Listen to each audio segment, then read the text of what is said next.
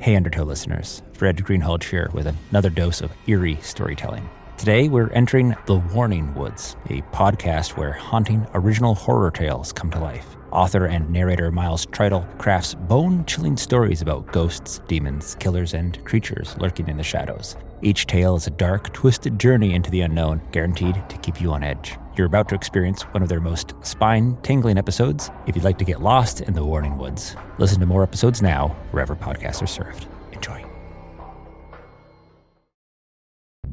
Hey Undertow listeners, Fred here. Don't you wish you could wake up every Sunday with a great story just waiting in your email? The type of story that just totally sucks you in and transports you to another world? I know I do, and if we share that thought, I recommend subscribing to the Sunday Morning Transport, an email newsletter that sends one great science fiction or fantasy story into your inbox every Sunday. That's it. That's all they do. It's a weekly email letter with a great science fiction or fantasy story written by amazing and often award-winning authors delivered right to your inbox. I've subscribed to Sunday Morning Transport and now look forward to my Sunday morning coffee time to sit back with a smile and know a riveting fiction or fantasy story is coming my way. Just go to sundaymorningtransport.com. That's sundaymorningtransport.com. Sign up today and enjoy.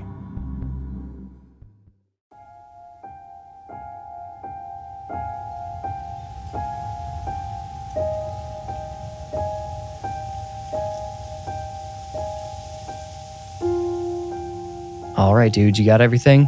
Ethan Lowe asked his sons. They hoisted their sagging backpacks onto their shoulders. First Graham, age 13, then his little mirror, Calvin, age 9.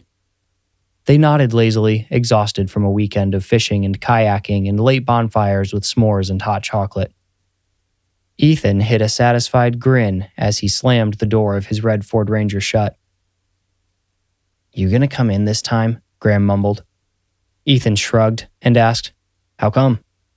Graham said, "Because you did last time." "Well, just because I did last time doesn't—" "Are you and Mom going to be in love?" Calvin, the ignorant sweetheart, asked. Graham punched him in the shoulder lightly enough to avoid a scolding. Ethan looked awkwardly toward the cotton sky. Graham mumbled, "Come on, Cal, I need to go feed Greg." And he and his brother started limping to the front door. Their mother, Maggie, came out to greet them in the driveway, so Ethan did not need to decide whether he would be going inside or not anymore. When she came out to intercept the kids like that, he knew it was her way of drawing an invisible boundary. "Hey," he said with a limp wave. "Hey," she replied, with a telling stiffness. "You guys sure you have everything?" Ethan asked. "Yeah, Dad, for the second time." This was Graham, of course. "All right, then go ahead and take it all inside. Anything muddy, throw it straight downstairs," said Maggie, never taking her eyes off of Ethan. When she studied him, he could never decide if it was good or bad. When the boys hobbled past her, she took a long, careful step forward. The storm door squealed, then spanked shut behind the boys as they entered the house. "They're starting to ask questions," Ethan said. "I know," Maggie replied. "What do you tell them?" "Nothing." "Good, because if you keep pulling crap like this weekend..." "What? We had a great time, and they learned a bunch of stuff. Helpful stuff, like how to scale and gut." "Ethan, that's all great, and I'm really proud of how far you've come as their dad. But for you and me to work, you're still going to have to work on communication. I shouldn't have to learn from our 13-year-old that you guys are out on some river floating down to God knows where."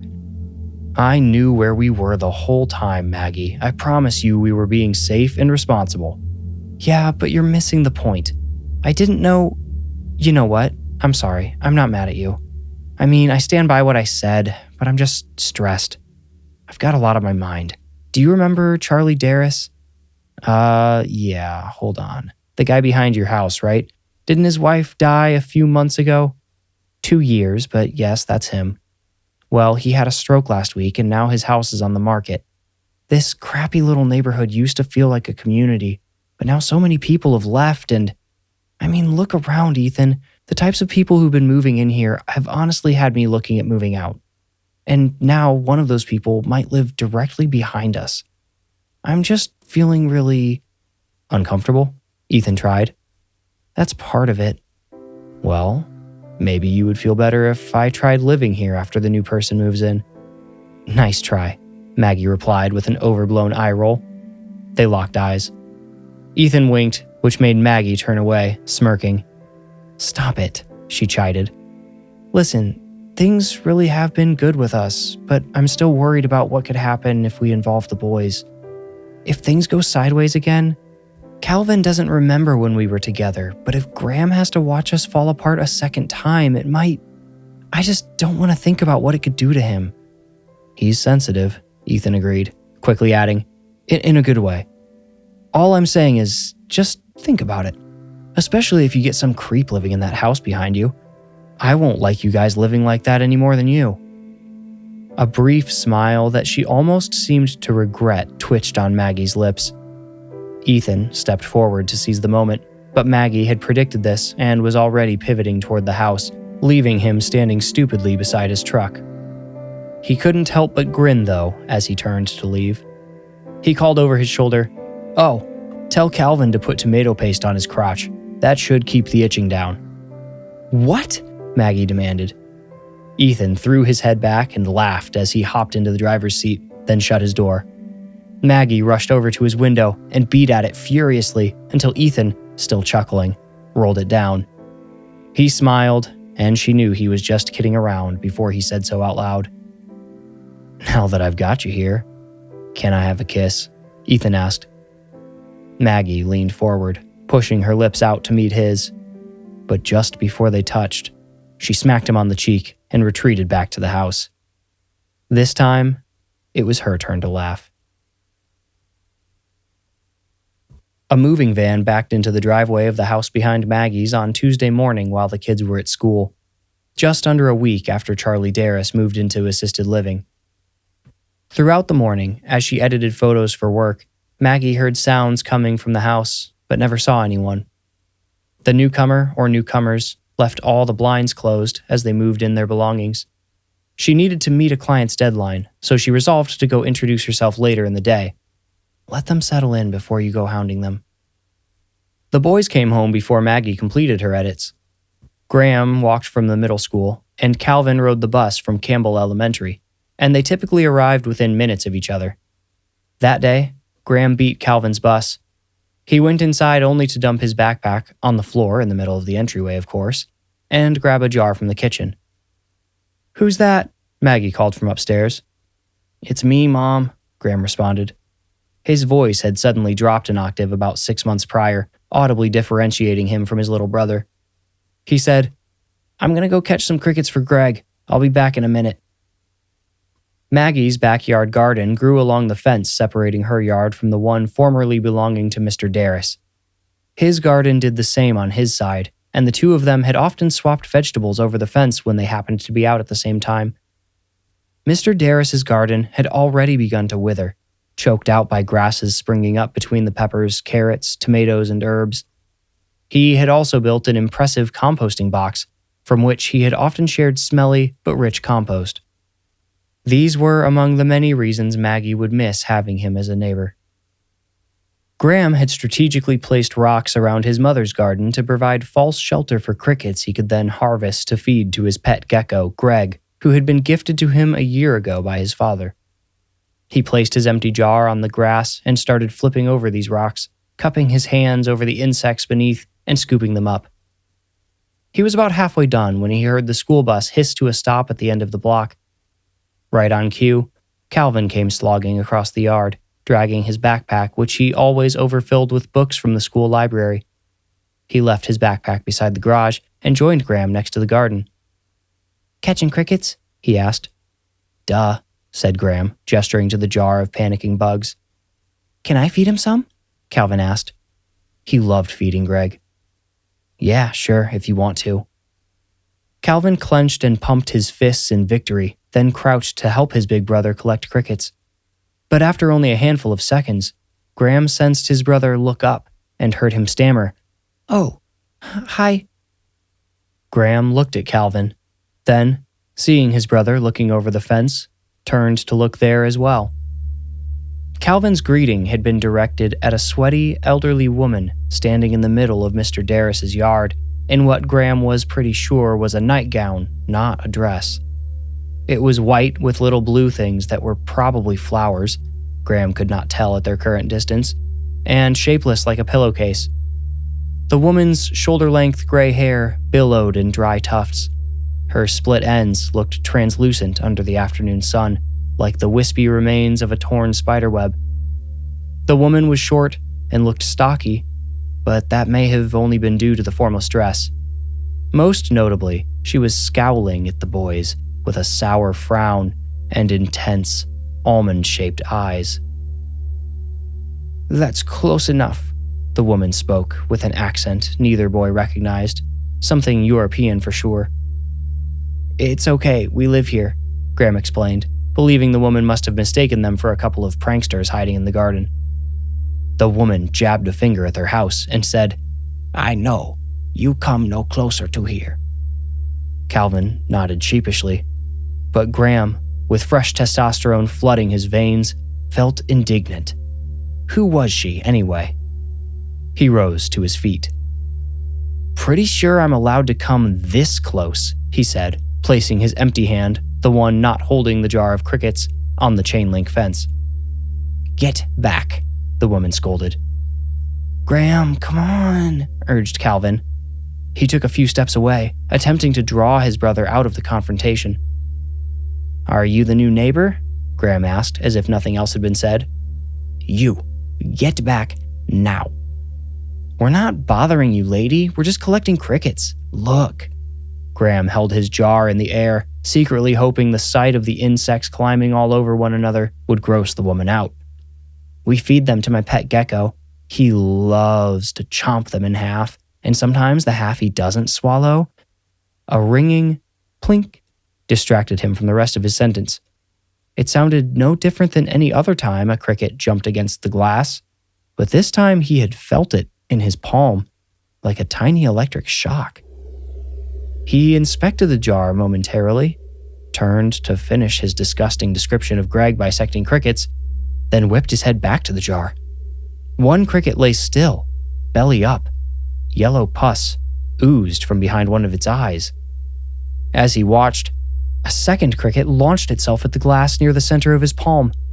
Impossibly, it too cracked its head upon impact and fell dead. Two more performed this random suicide at once. Then three. Like popcorn, the crickets all fired themselves at the glass and splattered their juices where they struck it before dropping motionless to the bottom. It didn't make sense. Graham had never seen something like that happen before. Something as weightless as a cricket shouldn't have even been able to do that to itself. Stupefied, he looked at the old woman again. "Get back," she said, unfazed by the dead crickets. "What? Back!" When she shouted, the jar shattered, cutting Graham's thumb and palm.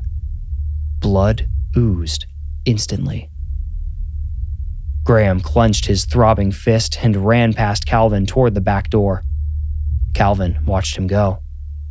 His brother's body had blocked his view of the kamikaze crickets and shattering jar, so he didn't know what was going on. As Graham rushed inside, Calvin gave the old woman a hesitant wave goodbye. In return, she pointed to his house, finger stiff and commanding. Calvin hurried inside. Maggie helped Graham bandage his hand in the bathroom. The cuts went deep, but at an angle, so they never sliced more than a couple layers of skin. Fortunately, she didn't think either laceration went deep enough to need stitches. Graham had yet to offer a sensible explanation for the injuries, though. It seemed her son blamed his jar shattering on the woman who moved in behind them, but he also said she never came near him. "Graham," she said, trimming some gauze, "I want you to pause, take a deep breath, and tell me exactly what happened. What did the lady do?" "I don't know, Mom, but somehow I know she killed the crickets and broke the jar. It was like the way she looked at me after it happened, like she expected it, you know?" Maggie said, The jar must have been cracked already and you didn't notice. Glass doesn't just shatter in people's hands. That's what I'm saying, Mom. Jars don't just break. She did something. Maggie asked, Calvin, did you see any of this? Calvin was sitting on top of the toilet, folding a piece of toilet paper into an airplane. Huh? No, I couldn't see. The lady was kind of scary, though. Oh, you too, Maggie chided.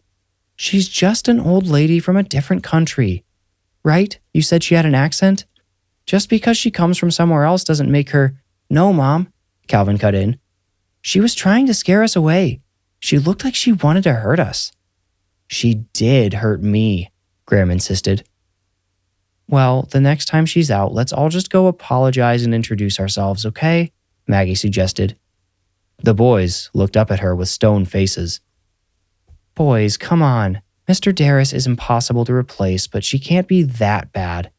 Plus, if she's gonna live right behind us, I'd like us to at least try to be friendly.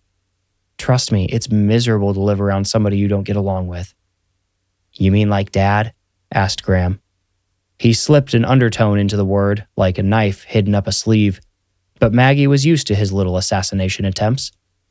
No, I'm talking about actual neighbors, but nice try. Now, why don't you guys go feed Greg or something? But we lost all the crickets, Calvin pointed out. Should we go get some more? No, said Graham, inspecting his bandaged hand. Greg's just gonna get mealworms today. A weekend of bad weather kept Maggie inside while the boys were with Ethan.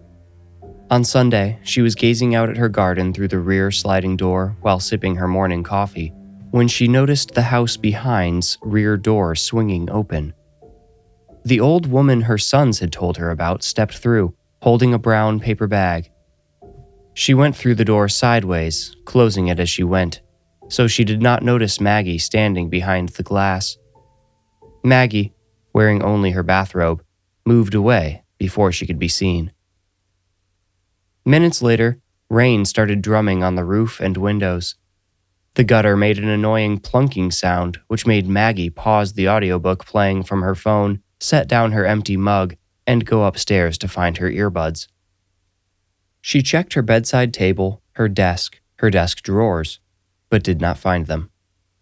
Maggie went down the list of secondary places she occasionally left her earbuds, which she commonly lost: the shelf in her closet, the bathroom sink, the little table in the hallway, and, finally, the boys' room.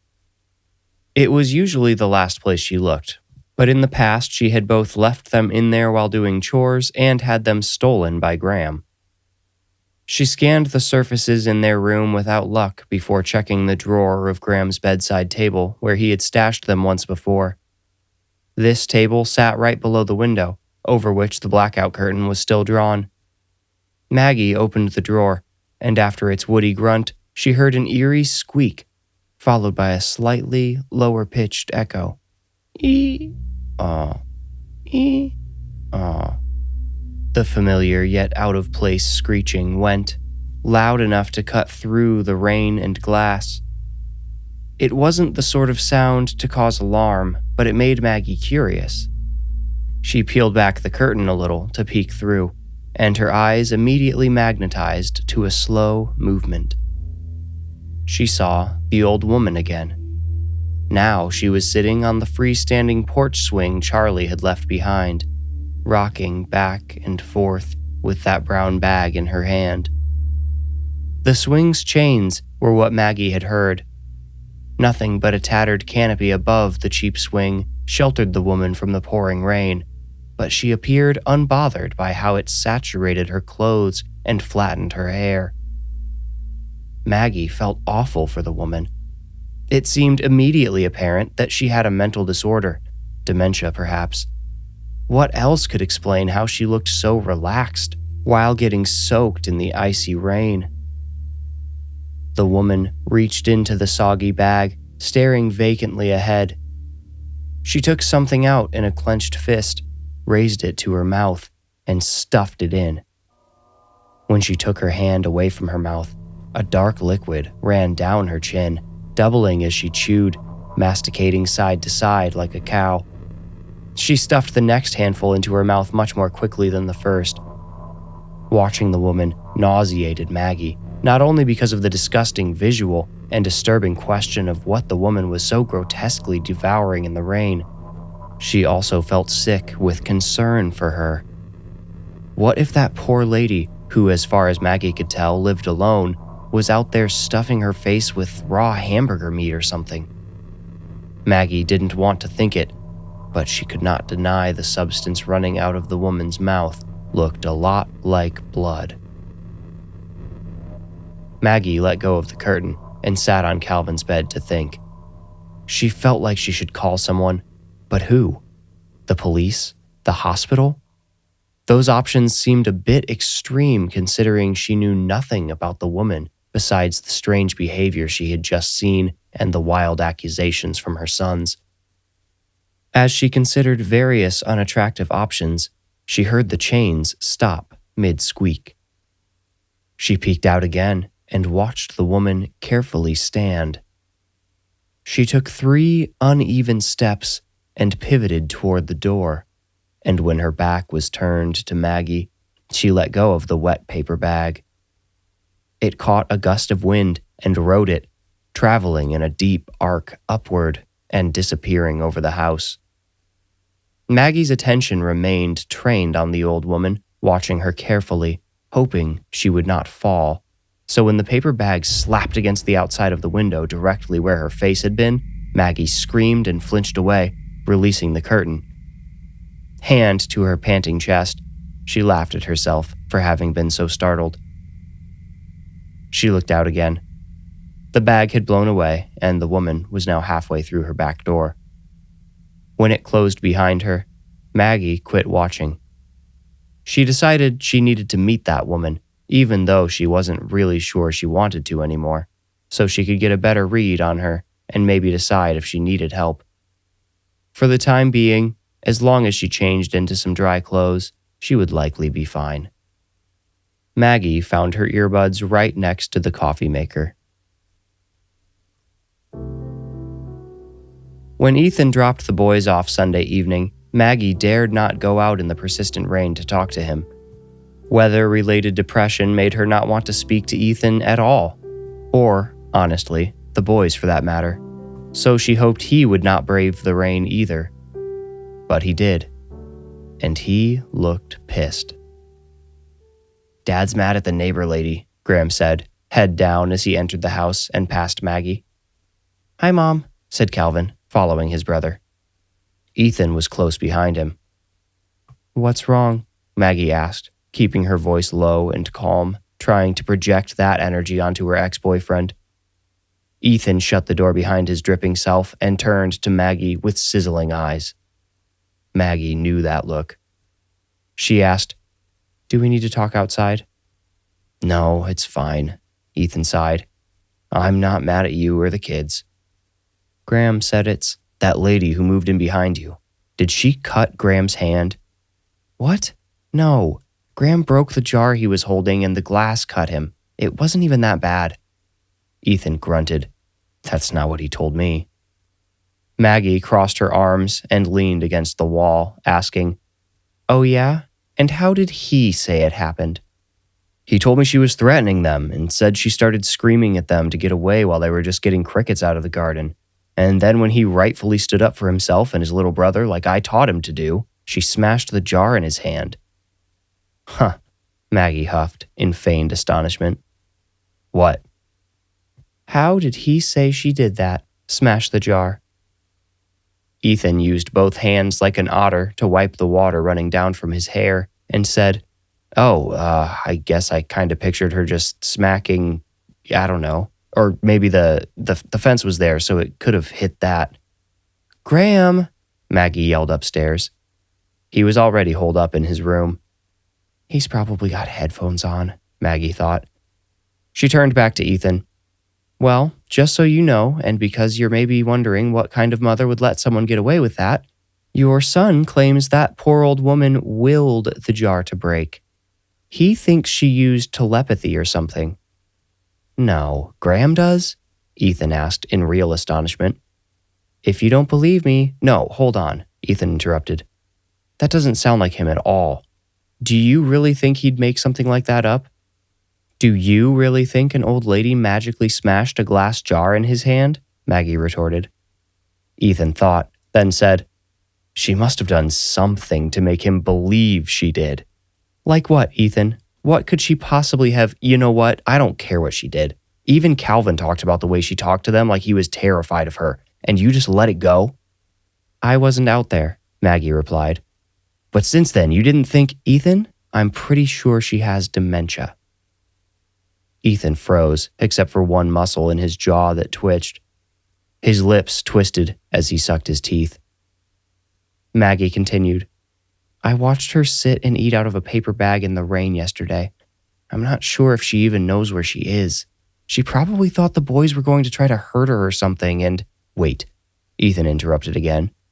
She's insane and lives alone? Dementia victims are not insane, Maggie corrected. But yeah, I'm pretty sure she lives alone in there. I've never seen anyone else. In fact, I was wondering yesterday if there's somebody I should call to check in on her. Well, you go ahead and worry about her, and I'll look out for our sons, I guess, Ethan spat. Ethan, come on, it's not like that. One of them can barely use his hand right now, and you're worried about some lady… This time Maggie interrupted. You know what? I think you need to go now. You should take some time to process this before you blow up and blow everything else up too, okay? Ethan inhaled, tossing his head back and blinking rapidly before nodding forward with a long sigh. He scratched his head, saying, Okay, my bad. I'm just trying to look out for the boys is all. I know, Maggie said, forgiving but stern.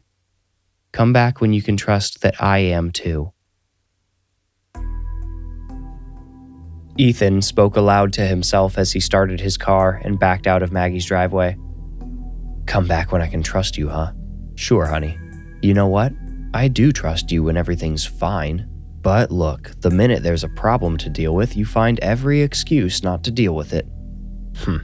Dementia. What if that lady doesn't have anything wrong with her and she's just a raging… He tapped his brakes, slowing as he neared the turn onto the woman's street, a block from Maggie's. Why don't I just go find out? He wondered aloud, mentally adding, and if she's healthy, we'll have the discussion Maggie should have had with her. He turned and parked in front of the old woman's house. If he calculated correctly, the woman's roof would block his parked truck from the view of Maggie's upstairs window. Stepping out, the first thing he noticed was the smell. With each step he took toward the house, he detected another scent. Incense, eucalyptus, sage. Is that garlic? And just a wafting hint of marijuana. At the door, he also detected a twist of licorice. Even under the rain, these smells assailed him. This lady doesn't have dementia, she's just a hippie, he thought to himself. He knocked. She was probably sitting in the rain because she was high or something. The door opened, and each smell, plus a dozen more, intensified. Ethan was prepared for the disheveled grandma his sons had described, not the pallid beauty who opened the door, nor the muscular snake draped around her shoulders. Hello, the pallid beauty said. She had the darkest hair Ethan had ever seen, but it looked natural. It framed her face, round except for her pointed chin. She had large, lifeless eyes that locked onto Ethan's and might have hypnotized him, if not for the deadly reptile he suddenly found himself within striking distance of. Hi, he said, feeling awkward and nervous, due in equal part to the beauty and the snake. Are you, does anyone else live here? The beauty replied, My mom, why? Ethan rocked on his heels, trying to think of how to handle the situation. He found himself so disarmed by the stunning, if somewhat sickly-looking woman, and his desire to ingratiate himself with her. The chemical reaction often labeled love at first sight poisoned his brain, making him feel a way he honestly had not since first laying eyes on Maggie. But the snake… he started. Nice snake, by the way. It's a python. Cool. Well, your mom met my boys, I think. They live in the house behind you. They say she might have laid into them pretty hard and maybe a jar got broken at some point. She's not well, the beauty interrupted. Ethan offered an understanding smile. See, I sort of thought she might have a condition. Anyway, I just wanted to come over here and see if there's anything I can do to help and make sure my boys are, not being disruptive. And there's this little issue, too, with my oldest. He's got some cuts on his hand and, well, Mom is totally harmless, the beauty insisted. She's a lot to handle sometimes, and she gets verbally aggressive. But why don't you come in and meet her? Maybe it'll help smooth things over. She's sleeping now, but she'll be up soon. Would you like some tea while you wait? Oh, I couldn't, Ethan bashfully replied, watching the snake twist around her waist and up her back. When its head rose above her shoulder, it stared at him with hungry eyes. With the sort of smile any faithful man fears, the beauty said, Hey, don't let Richie scare you. He's a teddy bear, and he always sticks with me. Please come in. I'm something of an herbalist. I can brew something to warm you up and calm your nerves. Her eyes lingered deliberately, as if waiting for some signal to pass between them before breaking the connection. Ethan swallowed. He didn't want to go inside with that writhing reptile, but he very much wanted to go inside with its owner. And was she flirting? It was too soon to tell, but she was certainly leaving plenty of room for mystery. Yeah, okay, he finally agreed. An herbalist, huh? As he stepped forward, she stepped back. The snake's head lowered onto her shoulder. It just means I study natural medicines and remedies, she replied, adding with a mirthful grin, Some people might call me a witch. You're welcome to think of me that way if you like. Ethan tried his luck at a joke. The snake probably doesn't help. It paid off. He won a wide smile full of perfect small teeth. Strangely, the smile still brought no life to the beauty's eyes. It was like she was missing a part of her soul. As he followed her into the house, he rode the joke's momentum. Why'd you name him Richie? He asked. I named him after my favorite character in It. In what? She cocked an eyebrow as she turned back to him. The snake flicked its tongue. They were in the kitchen now. The smells Ethan could distinguish while outside now blended together in an earthy potpourri. As she opened a cupboard, she specified, It by Stephen King. It's one of his most famous books. Oh, sure, of course. Ethan, not much of a reader, replied. Are you an SK fan? She asked. Ethan said, Who isn't? And quickly tried to jump off the topic of authors and books. So, what's your name? I'm Ethan, by the way. Annie, she replied. Now she was filling a kettle with water. She had already pulled out 3 unlabeled jars of dried leaves of a kind that Ethan did not recognize. Placing the kettle on the stove, Annie said, I'll make the tea, then we can go find Mom. She's upstairs. I'm really sorry. I didn't realize she would be asleep, Ethan said. You don't have to wake her up for me, you know. I really just wanted to. It's totally fine, Annie cut in. I have to make her get up sometimes. Mom would sleep all day and night if I let her. She hasn't been doing well in general, and I think it's easier for her just to stay in bed all the time. But enough of that depressing topic. Tell me about your family. As the tea brewed, Ethan told Annie about Graham and Calvin and his precarious situation with Maggie, leaving out how close the two of them were to permanent reconciliation. After his blow-up a few minutes prior, he wasn't sure that was still on the table anyway. Otherwise, he told himself, he would not have gone into this beautiful stranger's house so eagerly. Annie made Ethan's tea first, then combined a different variety of herbs to make a cup of her own. She told him she'd specifically crafted his tea to help him relax, but that she herself needed something with more pep. He took her at her word, thoroughly seduced by her gothic charm, in spite of her reptilian companion. Standing in the kitchen, they drank together. Ethan could not believe how much he enjoyed the complex taste of the herbs Annie had combined. He reached for comparisons for any of the unique flavors coating his tongue, but could only manage to describe one taste as similar to lemon. For the others, he drew a total blank.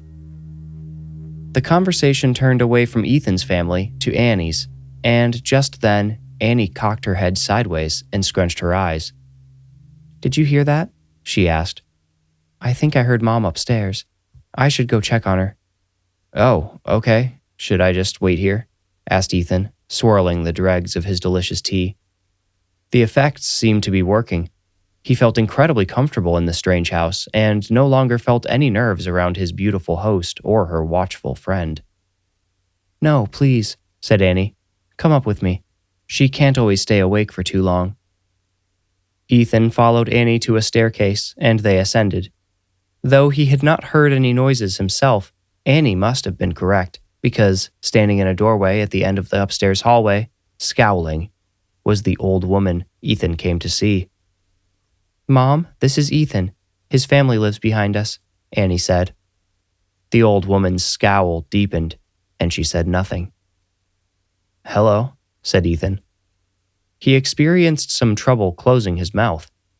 The muscles in his face felt lethargic and his jaw heavy. He finally managed to say, "I think you met my sons," slurring sons badly.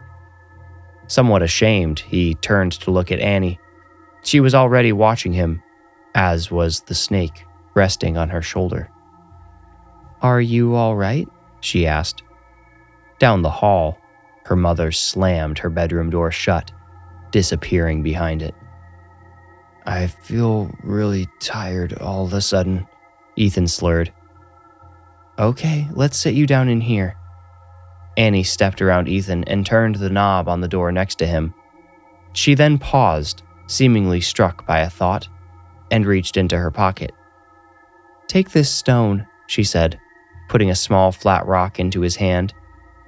His fingers refused to close around it. "Sometimes the tea's effects can come on a little too strong," she explained. She closed his fingers for him and helped him lift his hand to his mouth. She instructed him, "Put this on your tongue," and helped him insert the flat stone into his mouth.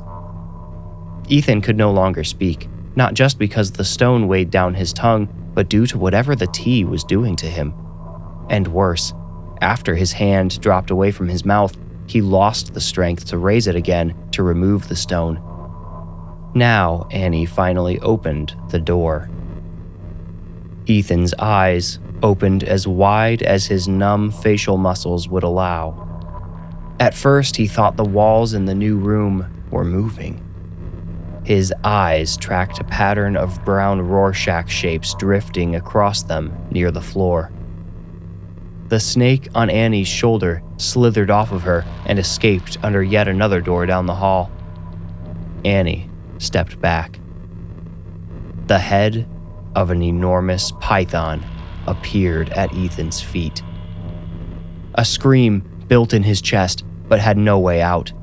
His larynx had sunk to the bottom of his throat and remained stuck there, and the stone continued to weigh down his tongue. He turned to run, but his legs collapsed beneath him, leaving him immobile on the floor. He felt one of his feet move, get dragged closer to the other before pressure consumed them both. The pressure slid up to his knees. Annie stooped above him. She caressed his hair, but her face held no comfort. She reached down to his pants, removing the keys to his truck and his phone from his pocket, just before the gigantic snake's unhinged jaw swallowed him up to the waist. He wished his mind would go as numb as his body. He remained unbearably conscious as the snake slipped around his torso like a sleeping bag. The pressure was incredible. His right arm, which had landed above his head when he fell, protruded from the snake's mouth even after it sucked Ethan's head through its fangs. As it chomped its way up to his wrist, Ethan felt Annie stroking his hand. He saw her running her long nails across his skin when the snake opened its jaw one last time. Annie lifted Ethan's hand, pushed it inside the mouth of the great snake, and all went black. Bingo Blitz rules.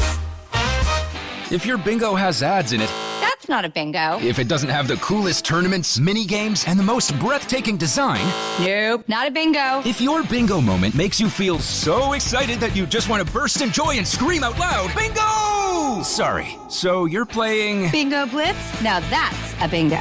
Go for a world of excitement with Bingo Blitz, the #1 free bingo game. Download Bingo Blitz and play for free. Now that's a bingo.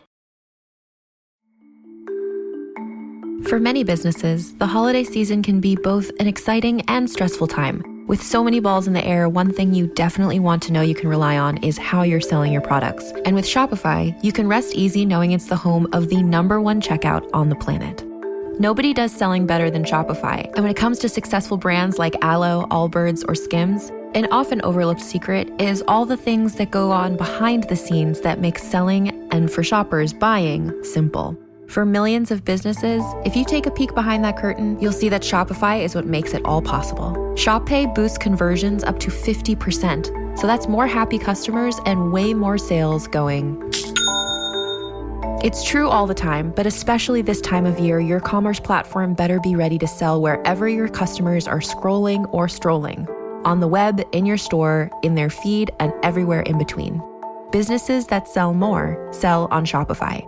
Upgrade your business and get the same checkout we use for Realm merch with Shopify. Sign up for your $1 per month trial period at shopify.com/realm, all lowercase. Go to shopify.com/realm to upgrade your selling today.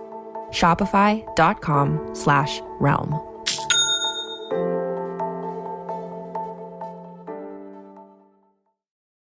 This episode is brought to you by LifeLock.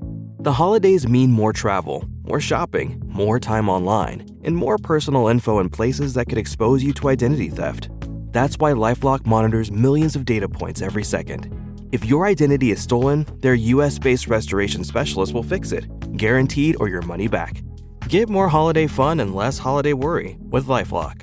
Save up to 40% your first year. Visit lifelock.com/podcast. Terms apply. Graham stomped down the stairs. It was Tuesday afternoon, over 2 weeks since his father's disappearance. Word had started getting around school that Graham's dad bailed on his family. Some kids discussed his possible murder in the grisliest of ways. Graham was sick of hearing about his dad. His mom was always sad in the morning, angry during the day, and scared at night. He hadn't seen her smile or heard her say anything remotely positive since the day Ethan's boss called her to ask if she knew why he'd stopped going to work. The stress which accompanied his father's unexplained absence already put Graham on edge, but this was the final straw. After school, he'd gone up to his room as always, dropped his backpack on the floor where he always did, and said hello to Greg. But Greg was not in his terrarium. The glass panel door was wide open. Someone left the latch up, probably after sneaking in a mealworm after his big brother told him not to. "Calvin, get up here and help me find Greg," Graham bellowed at the bottom of the stairs. "Where is he?" Calvin asked. "Wherever he went after you left his cage open," Graham snarled. Calvin's stomach twisted. "Would you boys quiet down?" said Maggie, emerging from the kitchen with her phone to her ear. As she vanished, they heard her say, "Anyway, have there been any leads on his truck?" Calvin rushed up the stairs, saying, "He's probably hiding in our room." The boys searched their room, tearing their beds apart and opening every drawer. They looked inside the shoes and their closets, between all of their socks, but there was no trace of Greg. Finally, Calvin looked out their window, which also looked out on the backyard garden and the scary old lady's house. he saw a small green lump perched on the fence and focused in. "Graham, I see him," Calvin shouted triumphantly. "He's outside on the fence." Graham did not look excited to hear this. He froze, and his eyes went wide. Without a word, he sprinted out of the room. Calvin chased him outside. Fortunately, Greg was still sunbathing on the chain-link fence by the time they arrived, but when Graham reached for him, the lizard darted down the opposite side of the fence, leaping from link to link. The boys watched helplessly as Graham's pet scurried across the neighboring yard. "Should we tell Mom?" Calvin asked. "No, she won't care. She's too worried about Dad," said Graham. He searched the windows of the house behind theirs for any sign of that awful woman watching them. He said, "Okay, I think I can get him. Just stay here and keep watch in case Mom comes out." Calvin protested, but Graham ignored him. He gripped the top of the fence and leapt it in a single bound, landing in a crouch. He landed an unpleasant distance from the old lady's maggot-riddled compost box. It smelled like sewage, nothing like the sweet and sour aroma of rotting fruits Graham was used to. He glanced across the windows, then scurried after Greg through the ankle-high grass. He kept his eyes trained on the lizard, who possessed the ability to vanish in the span of a blink. Luckily, Greg remained still, again that is, until Graham reached down to retrieve him. Greg chose that moment to climb over the lip of a window well and jump down amongst the tattered spiderwebs and tangled weeds 3.5 feet below. "At least he's not going anywhere," Graham thought, working up the courage to climb down after him. A curtain covered the window to which the well belonged, which was a comfort. He decided that, unless the old lady looked straight down from one of the upper windows, she would not be able to spot him until he was on his way back home with Greg in hand. She would probably be angry.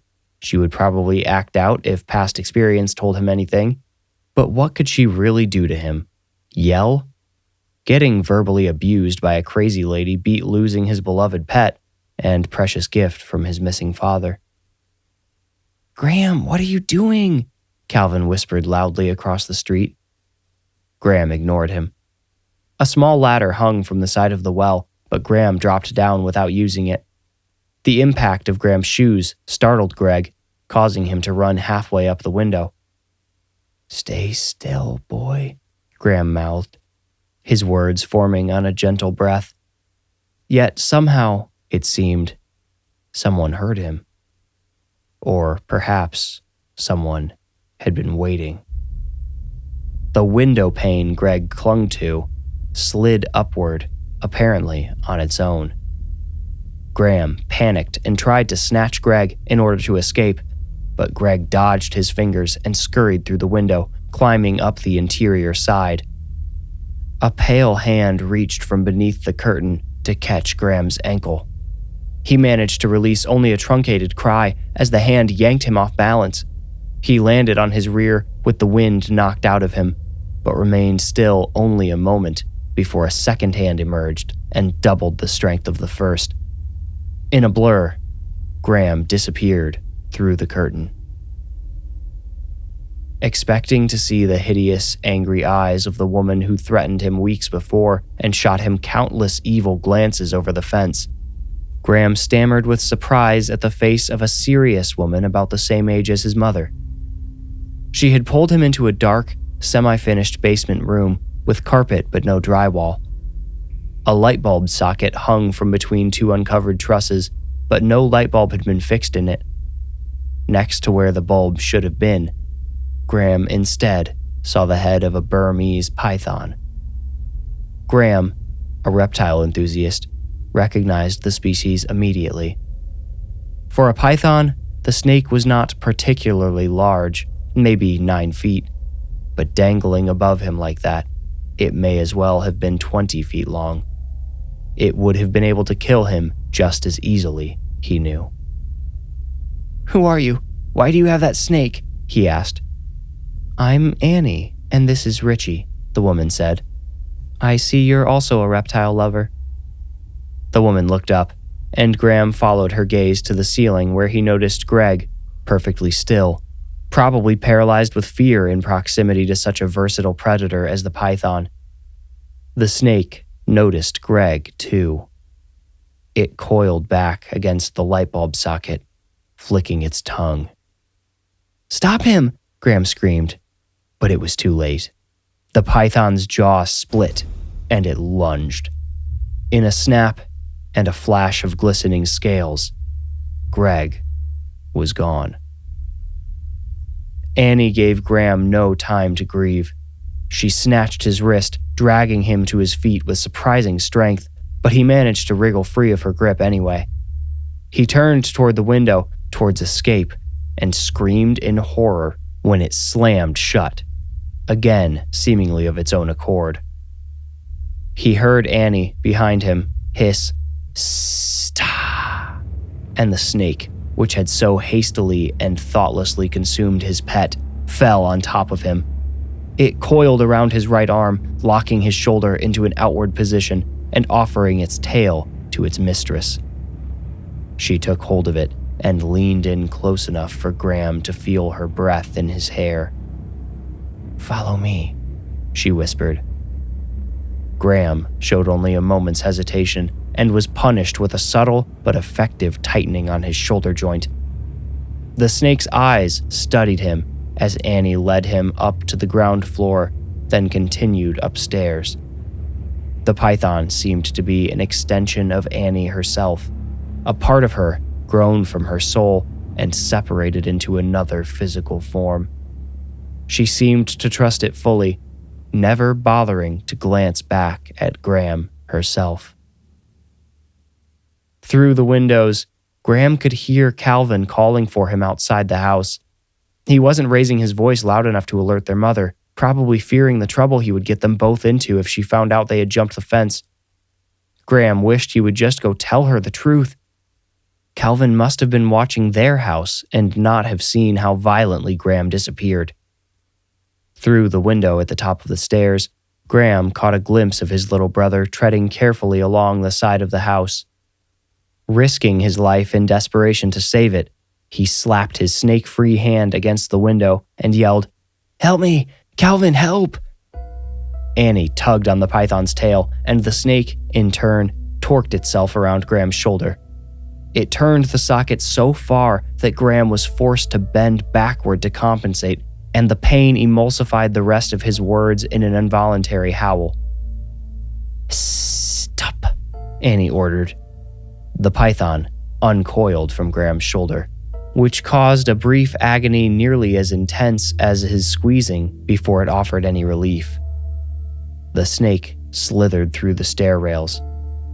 Realizing Annie might have just ordered it to go after Calvin, Graham panicked. He flattened both hands against the window and searched the yard for his brother. Calvin had disappeared. Graham couldn't even be sure his brother had heard his pleas.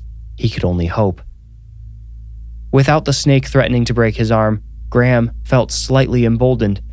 He juked away from Annie, making it down 2 stairs before she caught him by the other wrist, just above his injured hand. She slid her thumb into his lacerated palm like a switchblade and pressed, causing him to wince and stop. "Mom," Annie yelled over her shoulder. "Mom, get out here." Graham tried to run again, but Annie redoubled her grip and increased the pressure on his wounds. When this didn't seem to be enough, she twisted her wrist and dug her nails into the cuts. His knees gave out from the pain, and he fell onto the stairs. "Mom, I need you here," Annie yelled. For someone so violent, she sounded more like a spoiled teenager. A door at the end of the hall opened. Daylight spilled in behind the silhouette of a familiar figure. The aggressive old woman who Graham, Calvin, and Maggie had all assumed lived in the house by herself stood in the light, taking in the altercation at the top of the stairs. "Please help me," Graham pled.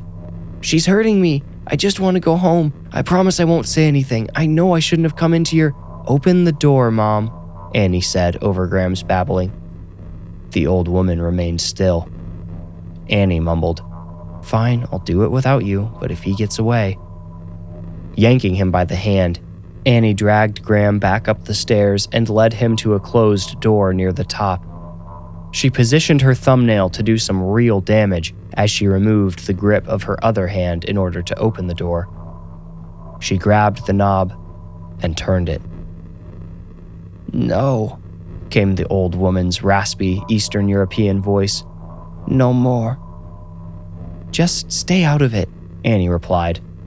The light fixture in the center of the hallway shattered, showering broken glass across the floor between her and her mother, separating them.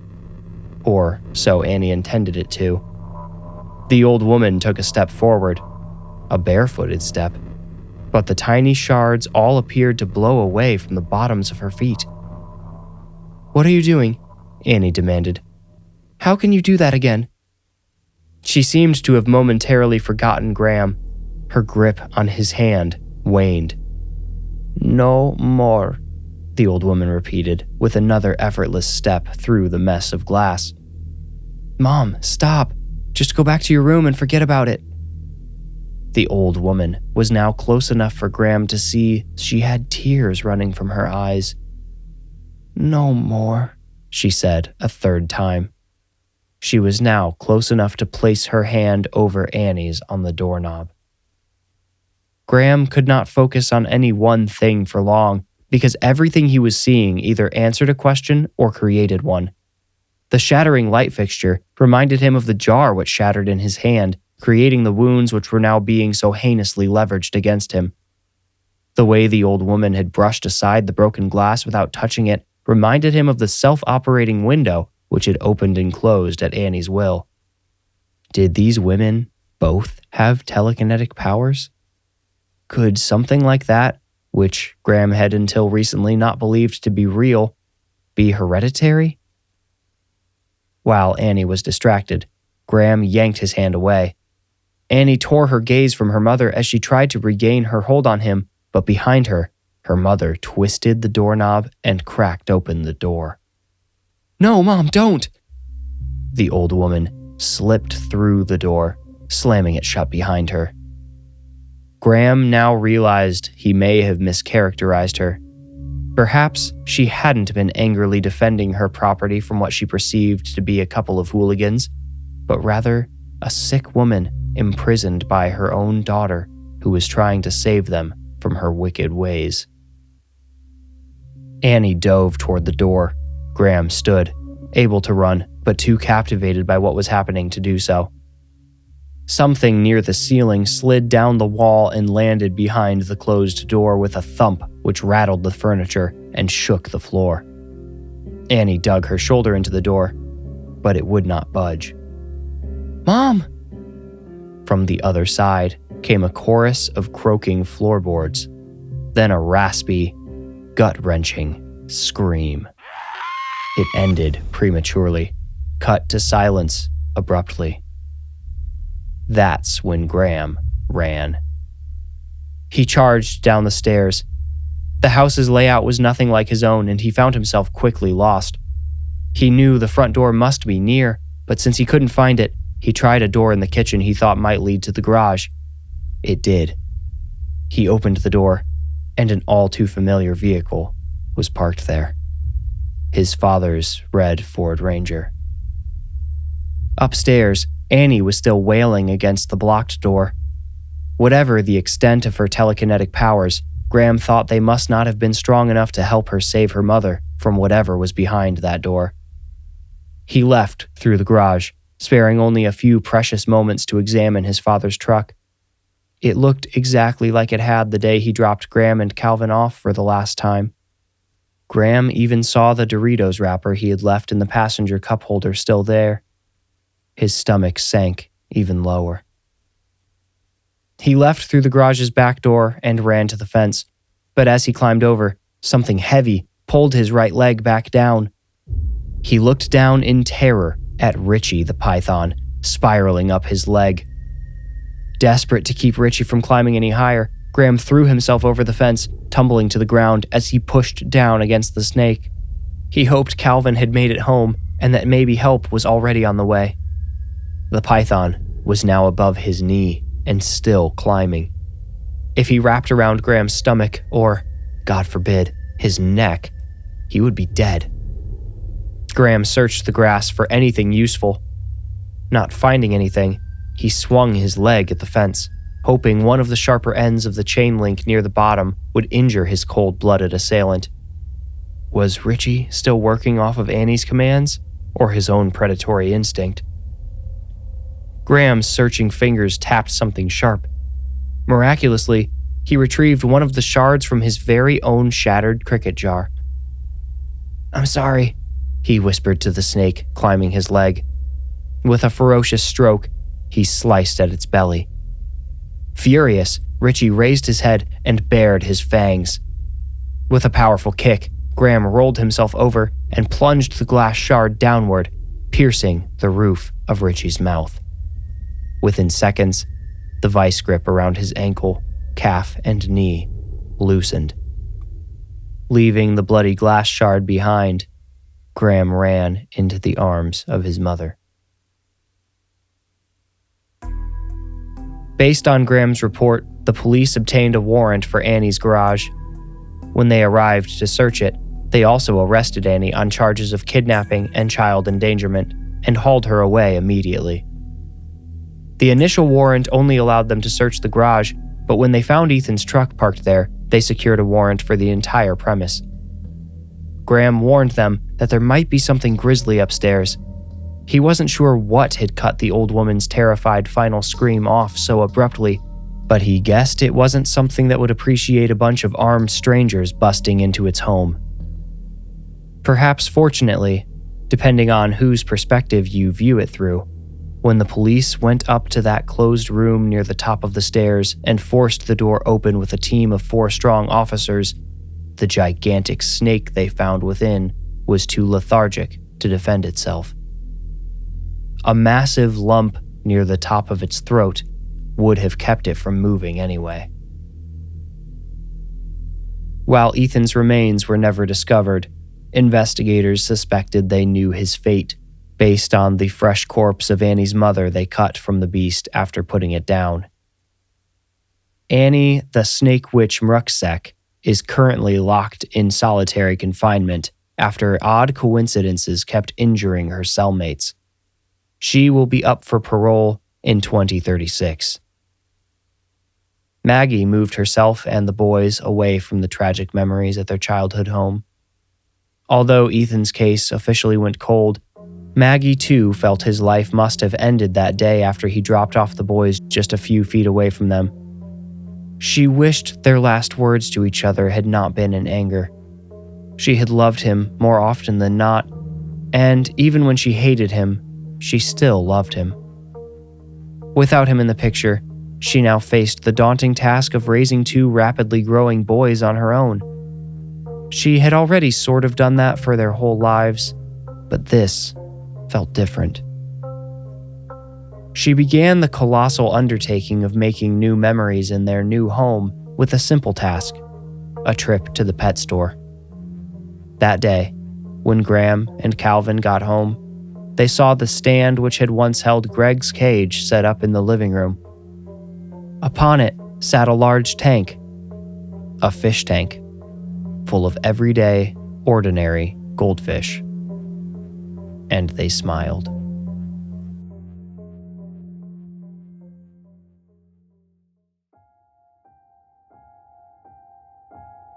You made it out.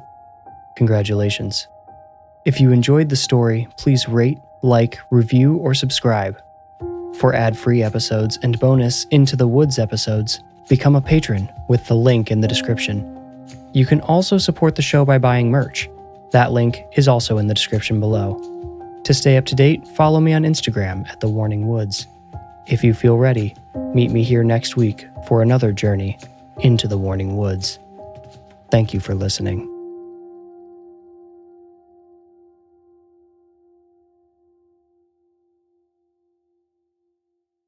Buffet brawlers, glory holes gone wrong, cannibalistic castration cabins, public poopers? These are just a few of the crazy topics you'll hear covered on Excuse Me, That's Illegal, the pettiest podcast around. Whether you need a break from all that murdery true crime stuff, or just enjoy hearing hilarious stories told in a unique way, I got what you need. I'm Leroy Luna, your fearless host/chauffeur. So come hop in my minivan and let's go for a ride. I promise you probably won't be disappointed. Excuse Me, That's Illegal is available on Apple Podcasts, Spotify, basically everywhere you consume podcasts, with new episodes dropping on the 10th, 20th, and 30th of the month, baby! When San Francisco is rocked by a series of brutal slayings, the case falls to homicide detectives Brian Clauser and his partner Pookie Chang. It falls to them because Brian is always first on the scene, driven there by dreams that predict the killings in exquisite detail. Meanwhile, a shadowy vigilante, seemingly armed with superhuman powers, is out there killing the killers. Brian and Pookie's superiors, from the mayor on down, seem strangely eager to keep the detectives from discovering the truth. Doubting his own sanity and stripped of his badge, Brian begins to suspect that he stumbled into the crosshairs of a shadow war that has gripped his city for more than a century. A war waged by a race of killers living in San Francisco's unknown underground ruins, emerging at night to feed on those who will not be missed. Nocturnal is a complete serialized novel with 45 episodes, available for free on Apple Podcasts, Spotify, or wherever you get your podcasts.